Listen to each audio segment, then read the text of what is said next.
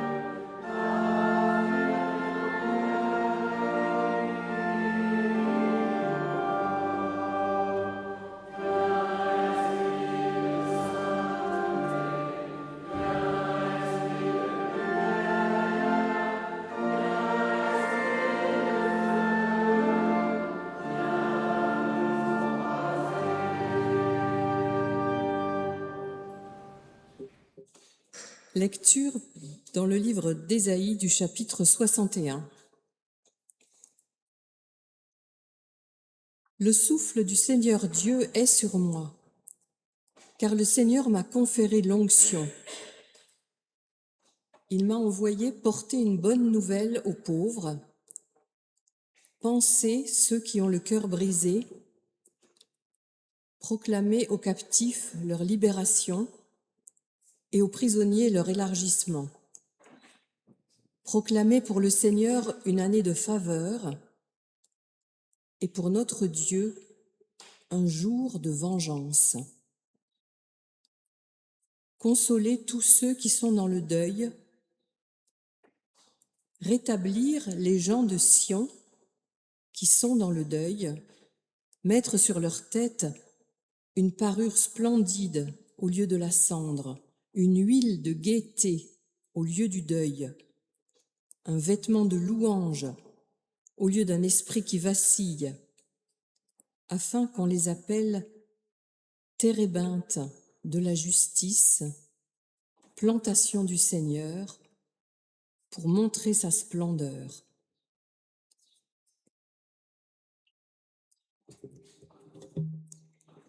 Ils rebâtiront les murailles d'autrefois. Ils relèveront les lieux dévastés du passé. Ils restaureront les villes désertes, dévastées de génération en génération. Des étrangers seront là pour faire paître votre petit bétail. Des gens des nations seront vos laboureurs et vos vignerons. Mais vous, on vous appellera prêtre du Seigneur. On vous dira officiant de notre Dieu. Vous mangerez les ressources des nations et vous vous ornerez de leur gloire. Au lieu de votre honte, vous aurez double mesure. Au lieu de la confusion, ils pousseront des cris de joie en voyant leur part. Ils auront ainsi une double possession dans leur pays et leur joie sera perpétuelle. Car moi, le Seigneur, j'aime l'équité. Je déteste la spoliation avec la perversité. Je les récompenserai loyalement et je conclurai pour eux une alliance perpétuelle. Leur descendance sera connu parmi les nations et leur progéniture au milieu des peuples. Tous ceux qui les verront reconnaîtront qu'ils sont une descendance bénie du Seigneur.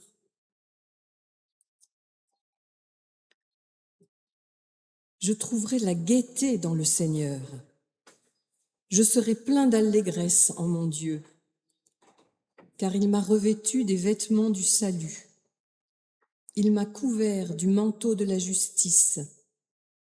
Comme le marié, tel un prêtre, se coiffe d'une parure splendide, comme la mariée s'orne de ses atours. En effet, comme la terre fait sortir son germe, et comme un jardin fait germer ses semences, ainsi le Seigneur Dieu fera germer la justice et la louange devant toutes les nations.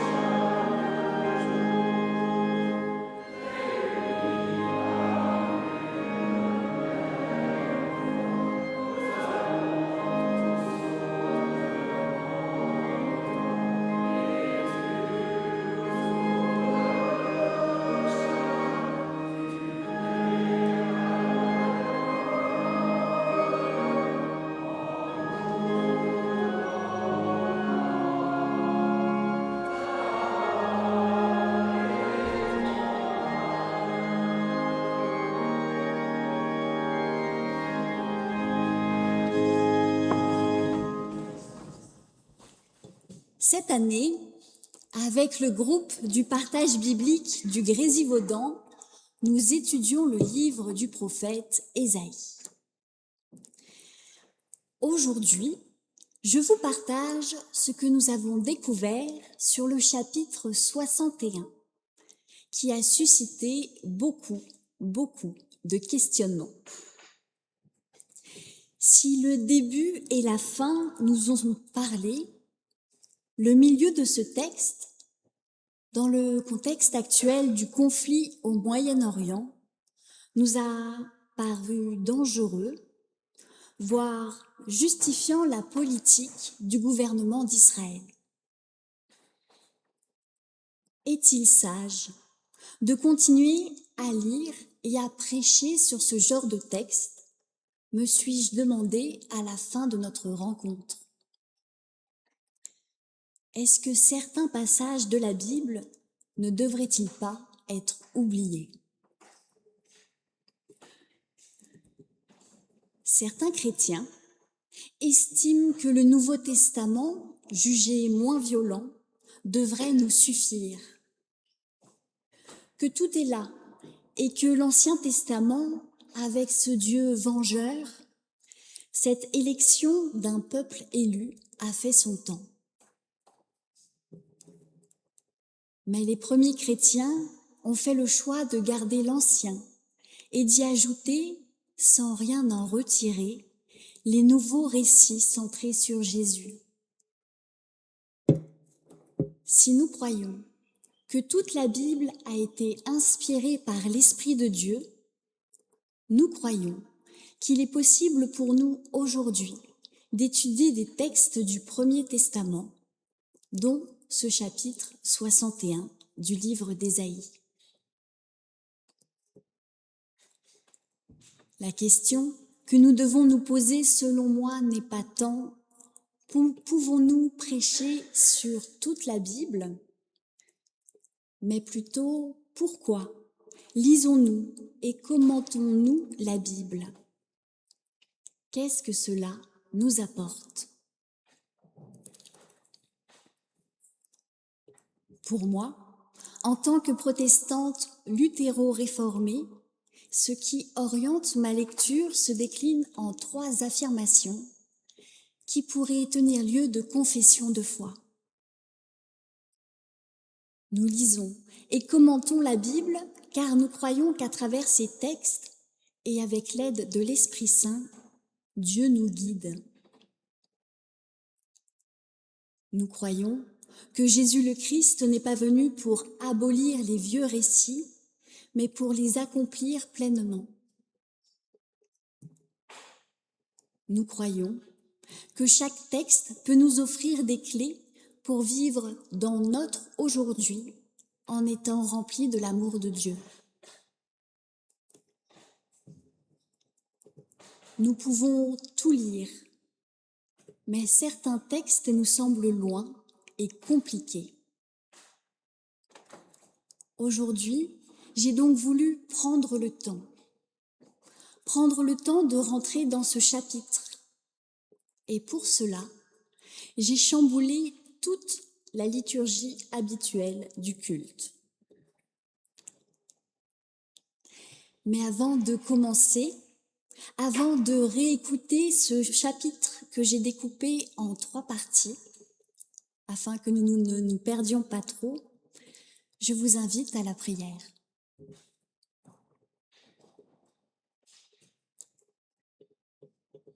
Seigneur, nous croyons que tu nous parles au travers des textes bibliques.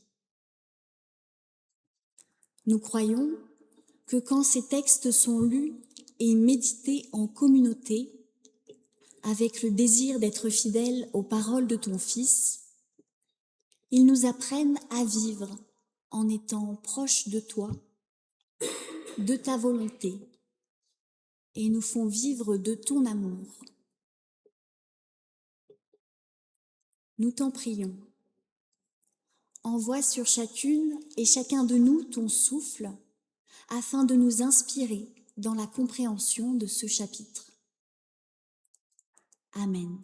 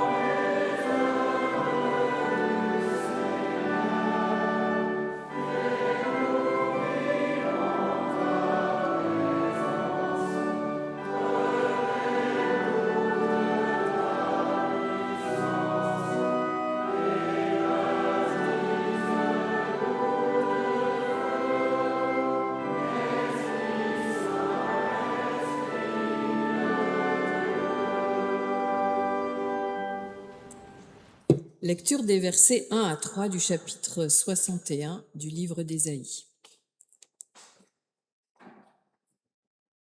Le souffle du Seigneur Dieu est sur moi, car le Seigneur m'a conféré l'onction. Il m'a envoyé porter une bonne nouvelle aux pauvres, panser ceux qui ont le cœur brisé, proclamer aux captifs leur libération et aux prisonniers leur élargissement. Proclamer pour le Seigneur une année de faveur et pour notre Dieu un jour de vengeance. Consoler tous ceux qui sont dans le deuil, rétablir les gens de Sion qui sont dans le deuil, mettre sur leur tête une parure splendide au lieu de la cendre, une huile de gaieté au lieu du deuil, un vêtement de louange au lieu d'un esprit qui vacille, afin qu'on les appelle térébinthe de la justice, plantation du Seigneur, pour montrer sa splendeur. Dans cette première partie de chapitre, nous nous sommes d'abord demandé qui est ce personnage rempli du souffle de Dieu. Comme souvent dans la Bible et dans la vie, il n'y a pas qu'une seule bonne réponse. Une première réponse est qu'il s'agit du prophète Ésaïe. Ésaïe qui a reçu l'Esprit Saint et qui a cru que le peuple juif pourrait un jour être libéré de la captivité de Babylone. Ésaïe qui a dû être profondément ancré en Dieu, à son écoute, pour entendre sa parole et inciter tout le peuple à se tourner à nouveau dans la prière et à préparer les chemins du Seigneur. Ésaïe a eu raison de croire, de faire confiance malgré les apparences. Plus de 40 ans après son exil, le peuple hébreu est bel et bien retourné à Jérusalem.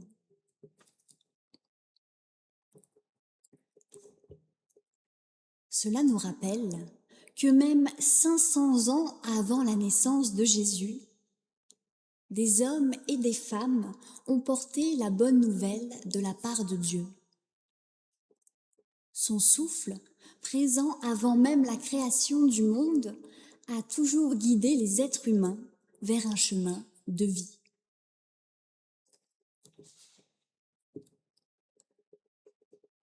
Le personnage qui parle en jeu et qui est rempli du souffle, c'est aussi Jésus.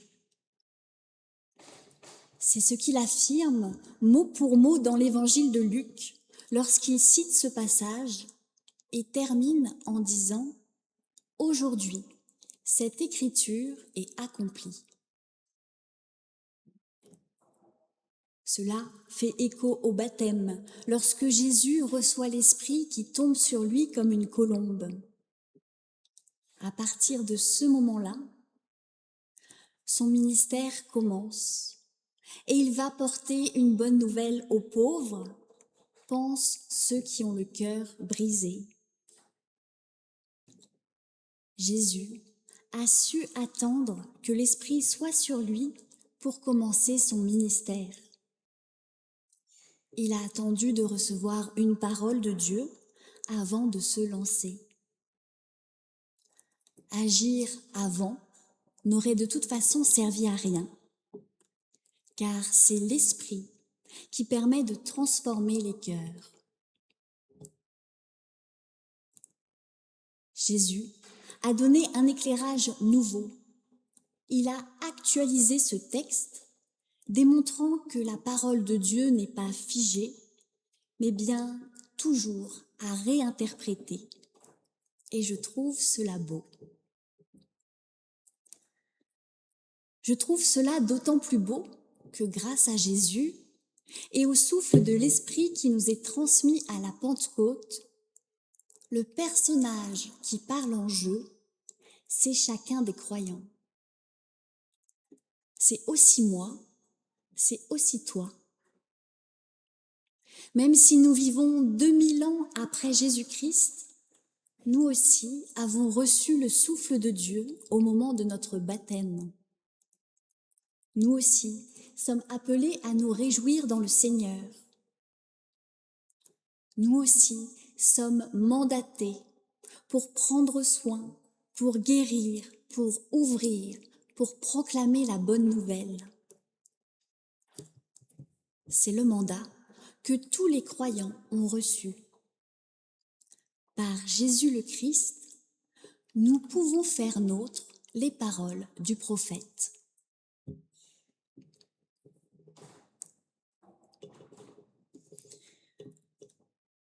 Il y a quand même une phrase qui nous a dérangés dans ces 3 versets. Proclamer pour le Seigneur une année de faveur et pour notre Dieu un jour de vengeance. Parce qu'un Dieu vengeur n'est a priori pas compatible avec l'amour et le pardon de Dieu. Alors je suis allée voir en hébreu pour essayer de me sortir de là, me disant que c'était un problème de traduction. Sauf qu'en hébreu, dans la langue d'origine, c'est bien le mot « vengeance » qui est utilisé. J'ai mis des jours à trouver, mais en fait, ce n'était pas un problème de traduction, mais de compréhension moderne que nous avons du mot « vengeance ». Aujourd'hui, quand on entend « vengeance », on pense aux vendettas, aux guerres sans fin, sanglantes qui endurcissent le cœur et font sombrer l'humanité dans un tourbillon de violence. Sauf que l'étymologie du mot est tout autre. Ça vient du latin et ça veut dire réclamer justice. Dans notre verset, il est donc dit « Proclamez pour le Seigneur une année de faveur et pour notre Dieu un jour de justice. » Un Dieu qui réclame justice, ça, c'est compatible avec l'amour et le pardon. Il ne nous reste plus qu'à savoir en quoi consiste cette année de faveur. Cela fait référence à un texte du Lévitique, où il est dit que tous les 50 ans, les compteurs étaient remis à zéro pour le peuple juif. Affranchissement des serviteurs, dettes effacées, récupération des terres ou des biens d'origine pour ceux qui les avaient perdus. Dans Lévitique 25, le Seigneur rappelle au peuple que la terre promise qu'ils cultivent et bâtissent ne leur appartient pas. C'est la terre du Seigneur. Ils ne sont là qu'en immigrés, qu'en invités de Dieu. Alors j'imagine cette année comme une année de vacances, comme une mesure sociale forte permettant d'éviter des inégalités abyssales entre les personnes. L'année de faveur, c'est une année de grâce et de joie pour tout le peuple. Une seconde chance qui est donnée à chacun. C'est aussi un temps de repos, car cette année-là, personne ne cultive la terre, c'est le Seigneur qui pourvoit aux besoins du peuple. Et en même temps, il s'agit d'un fort rappel à l'ordre. En un jour, Dieu peut effacer tout ce que le peuple a mis 49 ans à bâtir. En un jour, Dieu se venge. c'est-à-dire qu'il obtient justice, qu'il rétablit l'équilibre entre les individus et se replace au centre des préoccupations de chacun. C'est lui, Dieu, qui est le Seigneur, celui qui a fait sortir d'Égypte son peuple et qui affirme « Vous n'aurez pas d'autre Dieu que moi ». Mais le temps passe, les choses à faire s'enchaînent et il nous arrive tous d'oublier Dieu, de le mettre de côté. Et le peuple élu ne fait pas exception. Nous organisons notre vie, notre avenir, l'avenir de nos enfants, de nos petits-enfants. Et il arrive que le trésor de notre vie, ce qui occupe notre cœur et nos pensées, ne soit plus Dieu, mais autre chose. Les êtres humains ont besoin d'un rappel régulier pour se souvenir de ce qui est vraiment essentiel. Cette année de faveur est essentielle pour reconstruire la relation entre Dieu et son peuple. À chaque génération, à chaque vie, tous les 50 ans, le peuple est mis à part pour réapprendre à se connaître, à se refaire confiance. Oui, Dieu peut subvenir aux besoins du peuple. Une année pour se rappeler que Dieu est le seul et l'unique, que la terre est la sienne, que nous sommes ses invités, que notre seule assurance, c'est la foi que nous plaçons en lui. Remettre Dieu au centre de nos vies, voilà la vengeance, voilà la justice du Seigneur.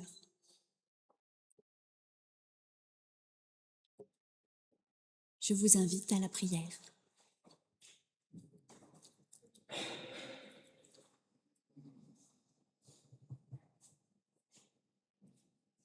Seigneur, merci pour ta parole de vie qui accompagne, transforme et édifie les croyants depuis des milliers d'années. Tu nous montres ton amour, tu nous rappelles que tu es notre Dieu, notre centre, notre essentiel. Aide-nous à ressentir ton souffle sur nous, à nous laisser transformer par lui, à agir selon sa volonté. Que nous ayons à cœur de porter une bonne nouvelle aux pauvres, de penser ceux qui ont le cœur brisé, de proclamer aux captifs leur libération, de consoler ceux qui sont dans le deuil. Que ton amour sur nous nous remplisse de joie et que cela se voie sur nos visages et dans notre vie. Que ta justice nous transforme et nous permette de mettre au centre de nos existences la confiance en toi et le partage de nos biens. Que cette confiance soit comme un arbre aux racines profondes, ancré en ton amour et nourri de ta parole. Amen.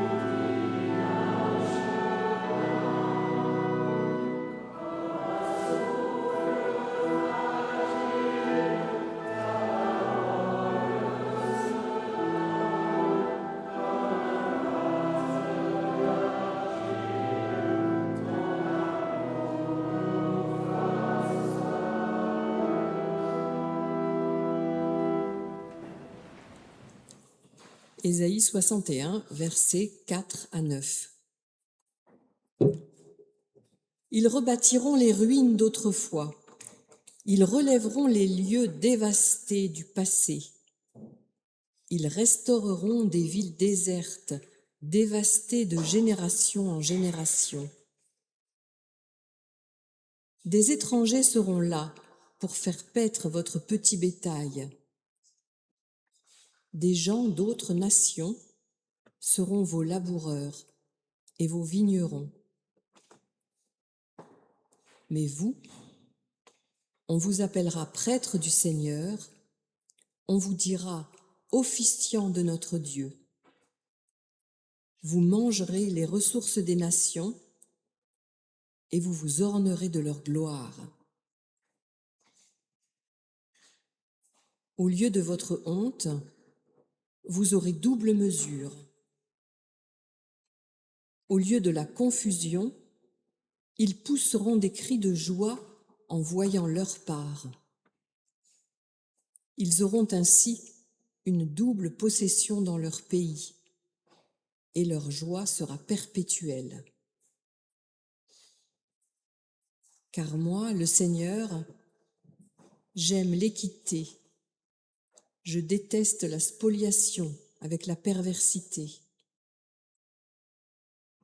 Je les récompenserai loyalement et je conclurai pour eux une alliance perpétuelle. Leur descendance sera connue parmi les nations et leur progéniture au milieu des peuples. Tous ceux qui les verront reconnaîtront qu'ils sont une descendance bénie du Seigneur. La deuxième partie de ce chapitre est une promesse faite au peuple d'Israël. Ce qui a été détruit sera reconstruit. Des gens, des étrangers travailleront pour Israël, tandis que le peuple élu priera Dieu et assurera la prêtrise. Ce que le Seigneur appelle justice et équité. Vous vous en doutez, c'est cette deuxième partie qui nous a surtout posé problème. Comment ne pas y voir la justification des agissements du gouvernement d'Israël? Colonisation, guerre, volonté de domination sur les pays alentours.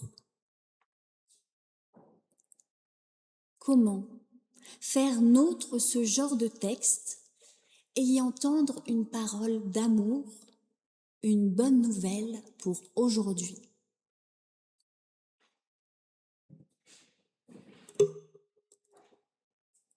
Pour que cette bonne nouvelle soit entendable, il faut avant tout se rappeler dans quel contexte ce texte a été écrit.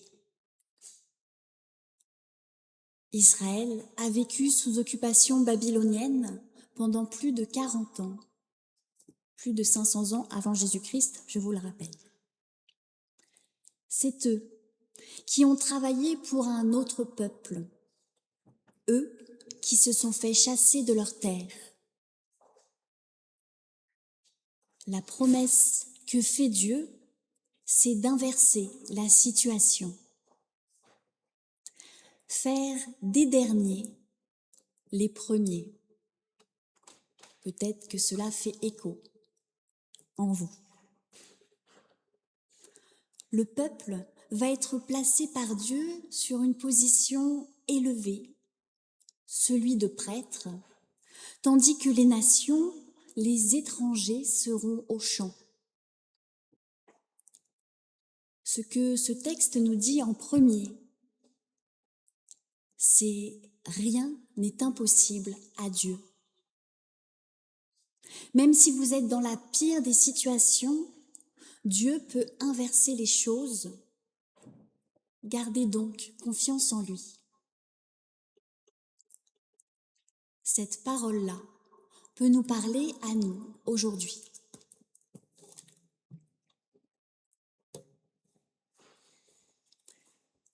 Ensuite, Il est essentiel, et c'est valable pour tous les textes du monde, pour tous les discours du monde, de ne pas séparer quelques versets du livre dans lequel ils se trouvent. Dans les chapitres juste avant, Dieu affirme que son alliance va s'ouvrir à toutes les nations, que son peuple va s'agrandir. Et dans le chapitre 60, juste avant celui-ci, il est dit que toutes les extrémités de la terre apporteront des trésors en chantant la bonne nouvelle et en plaçant leur espérance dans le Seigneur. Il ne s'agit pas d'une guerre. Il ne s'agit pas d'une guerre où Israël aurait fait des esclaves pour qu'ils travaillent à leur place. Il s'agit de personnes venues des quatre coins de l'horizon pour placer leur confiance dans le Dieu d'Israël.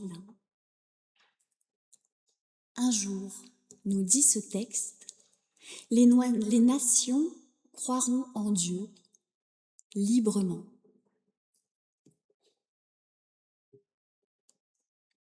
Alors, tout le monde travaillera ensemble pour rebâtir ce qui a été détruit. Tout le monde travaillera pour réparer le lien d'amour entre l'humanité et son Créateur qui a été tant de fois brisé. Et tous n'auront pas la même tâche. Certains cultiveront la terre, d'autres seront bergers, et le peuple élu aura la lourde tâche d'être prêtre de Dieu. Être prêtre, c'est une grosse responsabilité. Dans l'Ancien Testament, les prêtres doivent faire attention à toujours rester purs. Ils ne peuvent pas faire n'importe quoi. Faire attention à ne jamais s'éloigner de Dieu et à ne pas l'oublier. Le Seigneur doit être leur priorité. Ils doivent aussi veiller à la relation entre Dieu et le peuple, afin qu'elle soit la plus belle possible. C'est eux qui font des prières d'intercession, qui prient pour que tout le monde se porte bien et que chacun reste fidèle au Seigneur. Si le peuple se détourne de Dieu, ils en sont responsables. La tâche qui leur est confiée n'est donc pas de tout repos. Le peuple élu se met au service de chacun afin que l'alliance de Dieu, ouverte à tous les peuples, soit maintenue. Dieu, de son côté, veille sur tous, que l'on soit paysan, berger, vigneron ou prêtre. Le Seigneur est proche de chacun.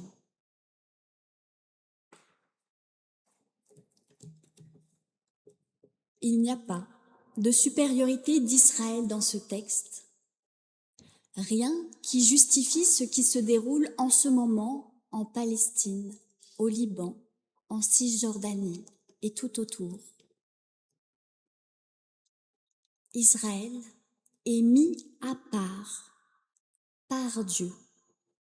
Il a une place particulière et cela doit le remplir de joie et de reconnaissance. Cette élection doit l'aider à prier pour l'ensemble des nations et à désirer bâtir et réparer ce qui a été détruit.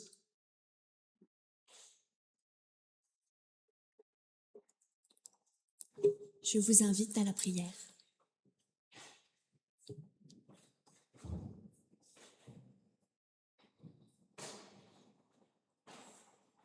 Seigneur notre Dieu, nous te demandons pardon pour toutes les guerres que l'humanité cause en ton nom.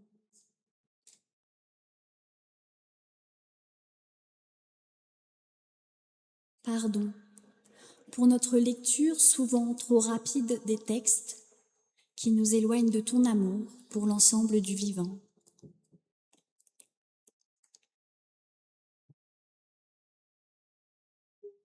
Nous t'en prions, remplis-nous de ton esprit de sagesse, afin que nous sachions reconstruire ce qui a été détruit, prendre plaisir à travailler à tes côtés avec d'autres qui ne nous ressemblent pas, et à prier avec confiance pour faire advenir ta paix. Amen.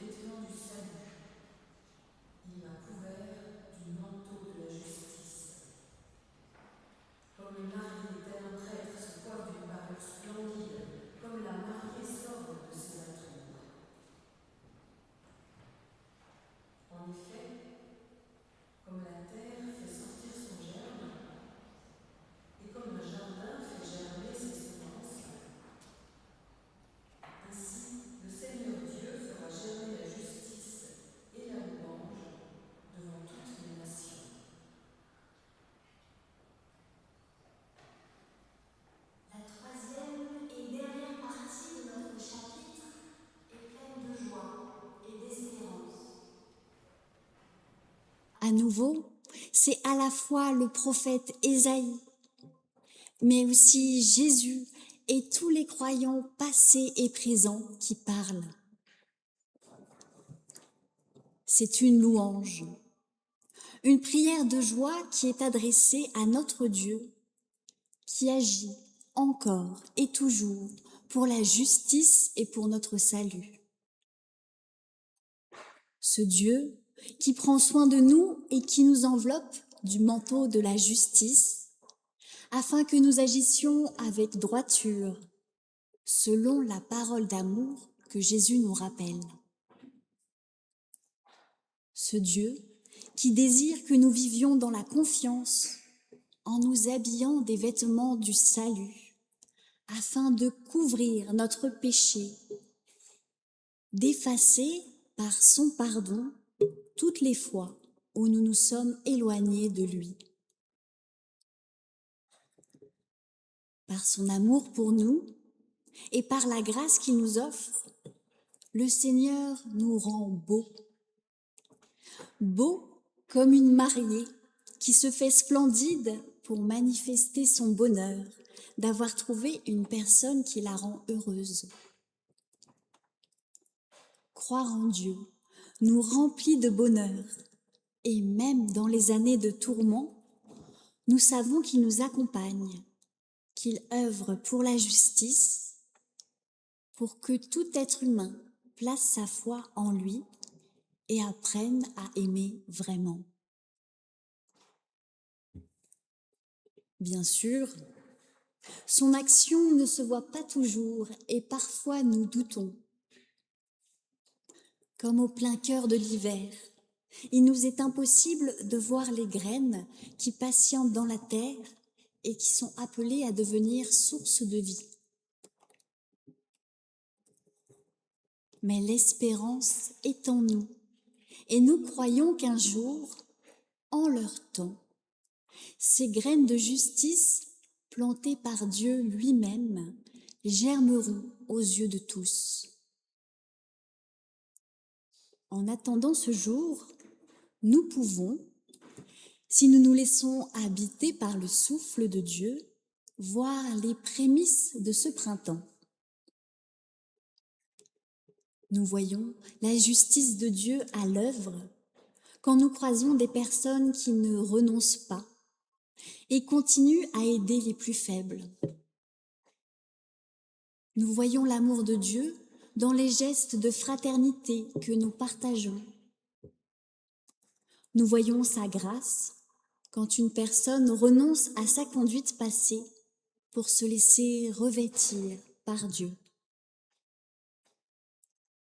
Ces prémices nous fortifient, nous encouragent, nous remplissent de joie et nous relient les uns aux autres et au Tout-Puissant. Notre prière devient alors une louange et nous disons : Seigneur, comme tes actes sont beaux et étonnants, comme ton amour pour nous est infini, tu prends soin de chacune de tes créatures, tu la bénis et l'accompagnes sur son chemin de vie. Nous te louons. Toi qui nous as désirés, qui nous appelles par notre nom et nous entoure de ton esprit, nous te louons. Ton amour pour nous nous donne l'envie et la force d'agir dans le monde, de proclamer ta bonté et de faire advenir ta paix. Béni sois-tu, toi, le Dieu 3 fois saint. Amen.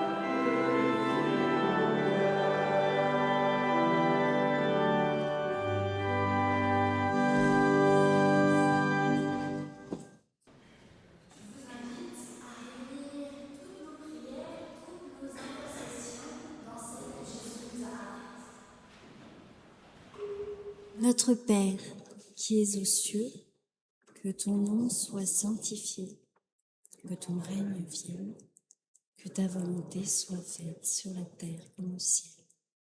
Donne-nous aujourd'hui notre pain de ce jour. Pardonne-nous nos offenses, comme nous pardonnons aussi à ceux qui nous ont offensés. Et ne nous laisse pas entrer en tentation, mais délivre-nous du mal.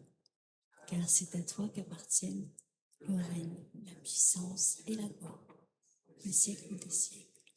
Amen. Pour l'envoi et la bénédiction, nous pouvons nous lever.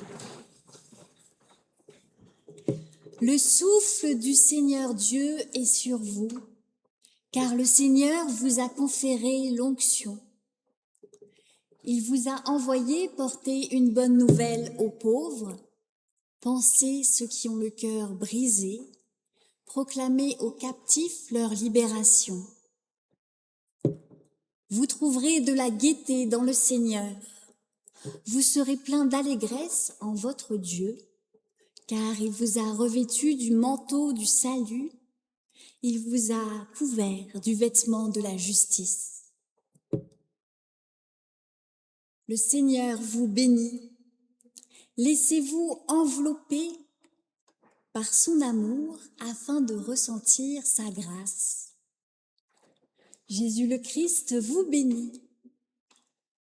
Tout comme lui, enracinez-vous dans les Écritures afin de vivre de la parole. L'Esprit Saint vous bénit. Laissez son souffle demeurer sur vous afin d'habiter dans la paix. Amen.